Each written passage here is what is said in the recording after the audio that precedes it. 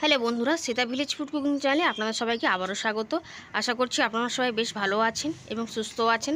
তো বন্ধুরা, প্রত্যেক দিনের মতো আজকেও আমি একটা রেসিপি নিয়ে হাজির হয়ে গেছি। তো আজকের রেসিপিটা মাত্র 5 মিনিটের মধ্যে কীভাবেই আপনারা এই মিষ্টিটা বানিয়ে নিতে পারবেন সেই রকমই একটা রেসিপি নিয়ে আমি হাজির হয়ে গেছি। মানে আপনাদের যদি ঝটফট কোনো মিষ্টি খেতে ইচ্ছা করে তাহলেই আপনারা এই পাউরুটির মালাই রোলটা বানিয়ে নিতে পারেন। বানানো খুবই সহজ, খেতেও কিন্তু দারুণ লাগে বন্ধুরা। তো পাউরুটির মালাই রোলটা বানানোর জন্য আমি এরকম স্লাইস পাউরুটি কয়েকটা পিস নিয়ে নিয়েছি। আর এখন আমি কড়াতে 1 লিটার গরুর দুধ দিয়ে দিলাম। এই দুধটা কিন্তু ফুটিয়ে জাল করিয়ে আমি কমিয়ে নেব বা ঘন করে নেব। দেখুন দুধটা কিন্তু আমার ফুটে ফুটে অনেকটাই ঘন হয়ে গেছে। আর এদিকে দুধটা ফুটতে থাক, কারণ আমি খুবই কম সময়ের মধ্যে বানাবো। আর একটা বেলুন চাকি নিয়ে নিয়েছি আর রুটিগুলোকে এরকমভাবে কিন্তু একটু বেলে নিচ্ছি, একটু বড়ও হয়ে যাবে। আর চতুর্দিক থেকে কিন্তু সুন্দর করে গুছিয়ে কেটে নেব। এখন আমি প্রত্যেকটা পাউরুটির টুকরোকে একটা করে বেলে নেব এবং এরকমভাবে চতুর্দিক থেকে সুন্দর করে কেটে নেব। সবগুলো বানিয়ে নিয়েছি এরকমভাবে। এখন আমার দুধটা ফুটে অনেকটাই ঘন হয়ে গেছে। এই সময় আমি চিনিটা দিয়ে দিলাম। হাফ বাটির চেয়েও একটু কম চিনি কিন্তু দিয়েছি। চিনিটা দিয়ে একটু গলিয়ে নেব। এখন দেখুন দুধটা আস্তে আস্তে কিন্তু অনেকটাই ঘন হয়ে গেছে।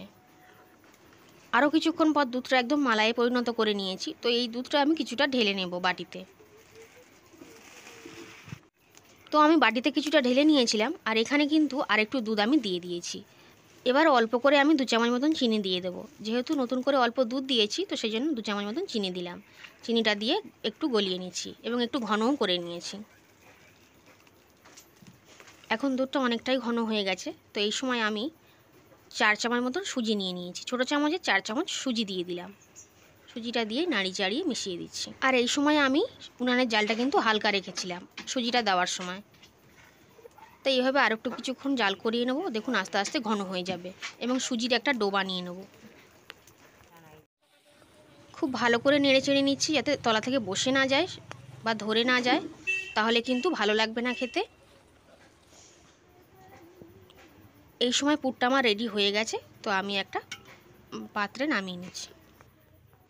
এখন আমি একটা করে স্লাইস রুটি নিয়ে নিচ্ছি আর পুরটাকে দিয়ে দেব। এরকম লম্বালম্বিভাবে দিয়ে দিয়ে আর একটু বেশি করেই দেবো, এতে করে খেতে কিন্তু বেশ ভালো লাগবে। আর হাত দিয়ে খুব সুন্দর করে একটু গুছিয়ে নেব আর একটা সাইড ধরে এভাবে মুড়ে দেব, রোল করে নেব। তাহলেই কিন্তু রোলগুলো বানানো হয়ে যাবে।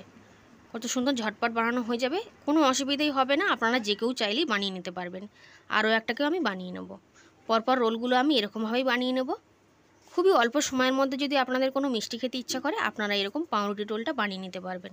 অল্প খরচার মধ্যে আর খুবই অল্প সময়ের মধ্যে বানানো হয়ে যাবে। আর খেতেও কিন্তু বন্ধুরা এত সুন্দর হয়, আপনারা নিজেরা বানিয়ে না খেলে বুঝতে পারবেন না।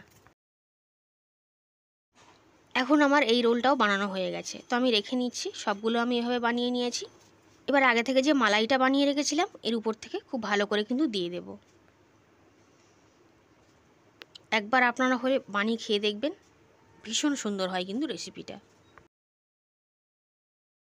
সবটুকু মালাই কিন্তু আমি উপর থেকে দিয়ে দিচ্ছি।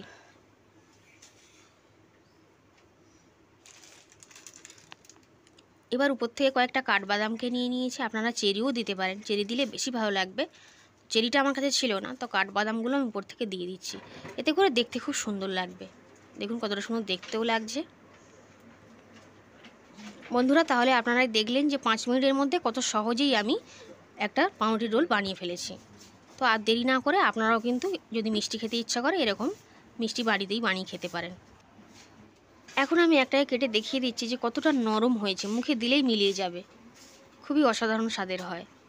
আজকে পাউরুটি রোলের রেসিপিটা যদি আপনাদের ভালো লেগে থাকে আপনারাও বাড়িতে বানিয়ে খাবেন এবং চ্যানেলটিকে লাইক করবেন এবং বেশি বেশি করে শেয়ার এবং সাবস্ক্রাইব করে পাশে থাকবেন। আজ তাহলে এই পর্যন্তই।